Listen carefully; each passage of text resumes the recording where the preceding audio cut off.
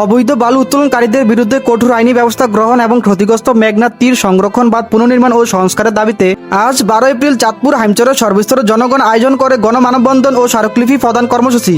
চাঁদপুরের হাইমচর মেঘনার বুকে গড়ে ওঠা একটি জনপদ, কিন্তু আজ এই জনপদ আতঙ্কে। অবৈধ বালু উত্তোলন ও নদীভাঙ্গনের হুমকিতে ঝুঁকির মুখে হাজারো মানুষের জীবন।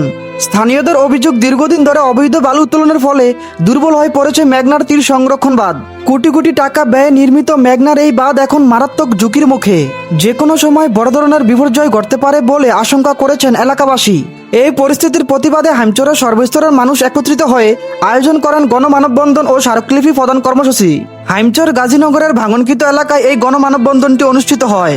এই মানববন্ধনে হাইমচরবাসীর পক্ষ থেকে উপজেলা নির্বাহী কর্মকর্তার কাছে 7 দফা দাবি পেশ করা হয়।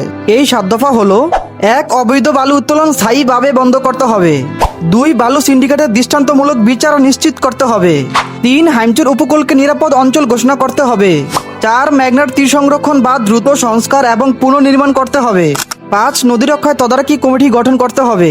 6. ক্ষতিগ্রস্ত পরিবারকে ক্ষতিপূরণ ও পুনর্বাসনের ব্যবস্থা করে দিতে হবে। 7. নিয়মিত যৌথ অভিযান চালু করতে হবে। এই 7 দফা শুধু দাবি নয়, এগুলো হাইমচরের মানুষের প্রাণের দাবি, একই সাথে হাইমচরের অস্তিত্ব রক্ষার স্তম্ভ। আমাদের দাবি মানতেই হবে। কোনো প্রকারে আমাদের দাবি বন্ধ করা যাবে না। আমি এর বিচার চাই। এই ঘটনার সাথে যারা জড়িত আছে তাদেরকে আইনের আওতায় এনে সুস্থ বিচার করা হোক। আমরা এই হামচরবাসী একটা নিরাপদ হামচর চাই। নদী বান্তি আমাদের হাইমচর সমস্ত জনগণের কলিজা, কেননা এই বাড়তি টিকার কারণেই আজ আমরা এই হাইমচরে বসবাস করতে পারতেছি।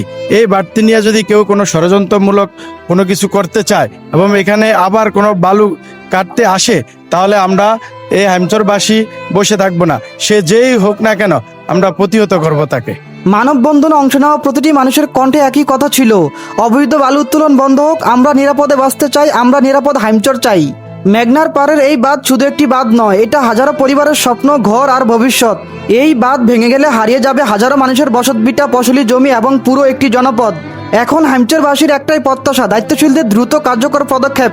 কারণ সময় থাকতে যদি ব্যবস্থা নেওয়া না হয়, তাহলে হয়তো একদিন মানচিত্রেই খুঁজে পাওয়া যাবে না হাইমচরকে। মেঘনার বাঁধ টিকলে হাইমচরের মানুষ বাঁচবে। আসুন আমরা সবাই হাইমচরের কল্যাণে কাজ করি।